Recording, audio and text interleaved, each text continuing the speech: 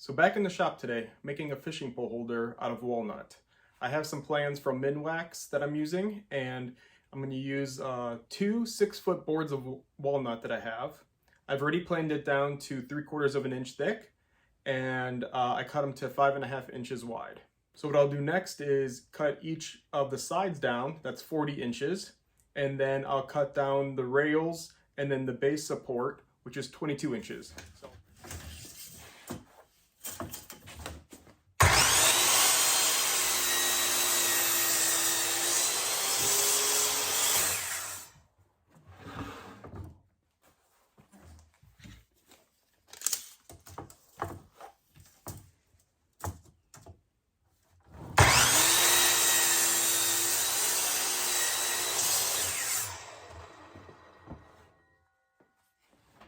So the feet will be 9.5 inches long by 1.5 inches wide, and then they'll be glued together, so we'll need 4 of those. We have these leftover ends from the 6 feet of board, and it's just over 10 inches. So we should have enough to cut out our feet on this, and we'll go ahead and do that at the table saw.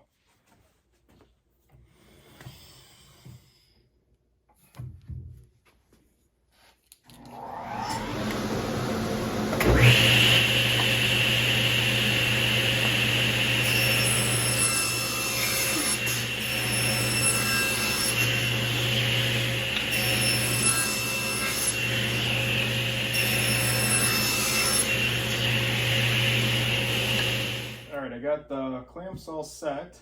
I have some pieces on the end just to protect the wood so it doesn't get marks on it from the clamps.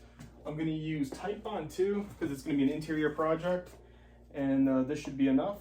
And what I'm going to do is go ahead and put a heavy bead on here and then go ahead and clamp them together and then move on to the next step in the project. This will give it time to cure while I cut down and drill holes into the sides and the top and bottom racks. So here's my vertical fishing pole holder that I use, and what I want to get is use this as a template to cut the tops of the fishing pole holder that I'm going to make out of walnut today. So what I'll go ahead and do is take my pencil and then line these up and just get an approximate angle that I want to have on these.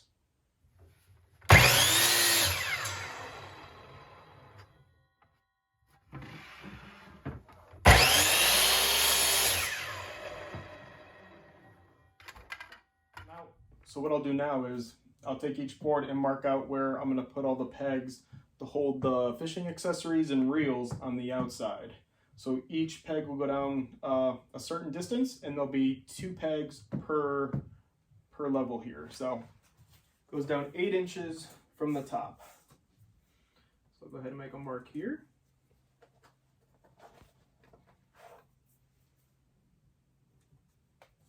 The next peg goes down 14 inches. The next peg goes down 20 inches. And then the next one goes down 26 inches.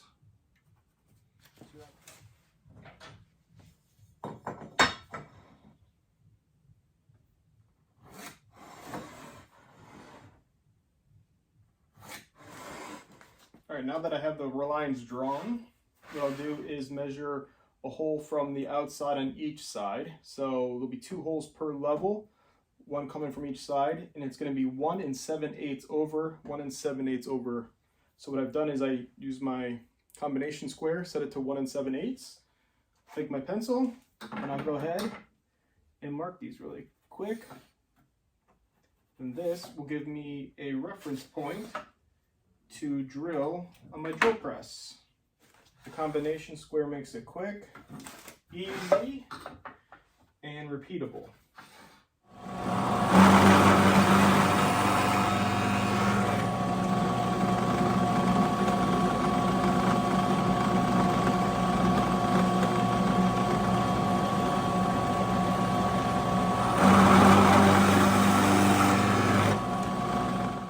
So after we finish drilling the holes for the pegs, let's go ahead and focus on the top and the bottom rack of the fishing pole holder.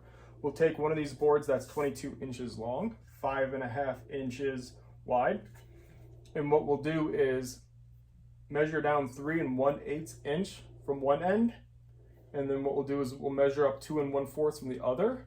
That should leave 1/8 of an inch down, which is exactly the width of the blade, and that'll give us our line to rip down. First though, we'll drill a 1.5 inch diameter holes, 7 of them throughout the board to then hold the fishing pole holders in. Then when we cut it in half, we'll have 2 half moons, one on the top, one on the bottom. That'll cradle the fishing rods into the holder. So it just so happens that my template that I use for my vertical fishing pole holders hold 7 poles going down. So what I'll do is I'll use these lines as a reference to go ahead and mark out on that 22-inch piece of wood where each hole should be, and they should then be equally spaced.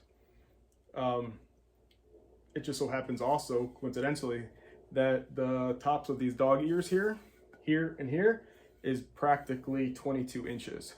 So it'll be very easy to line that up into the center.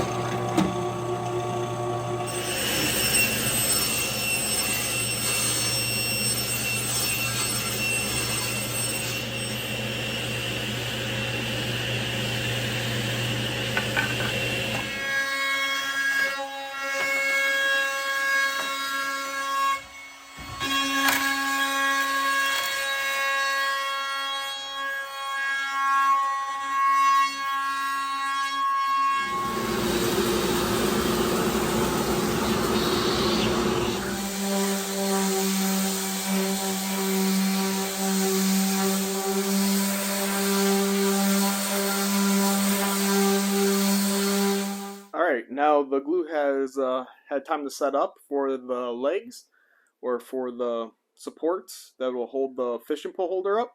So we'll go ahead and we'll take those out of the clamps now.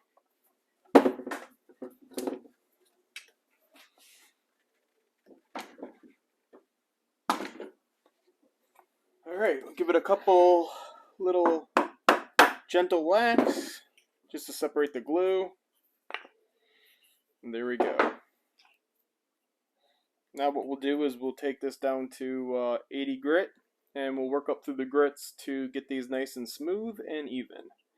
And then we'll put a little of a bevel on this, or a little 45-degree cut on the front, just to give it a little bit more style for to match the rest of the fishing pole holder.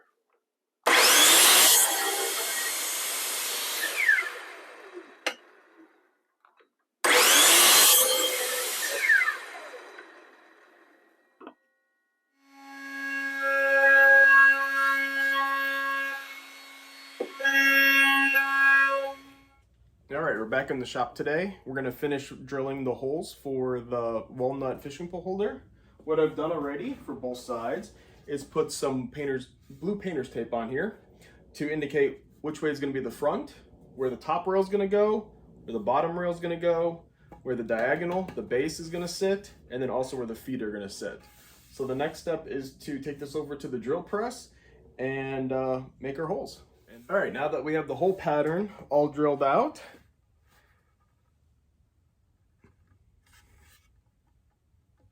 we'll go ahead and drill some countersinks.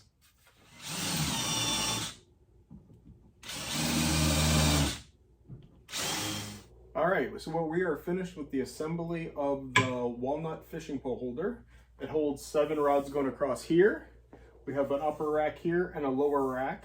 And then each rod comes down and then cradles in between the two. And then the angle base down here acts as a resting place for the fishing pole handles. We also have on the sides here, we got 8 dowels that will be inserted here, and then you can hang your reels, your fishing nets, your vests, and any other fishing accessories on here too. And then the other side has the same dowels that will go in here as well.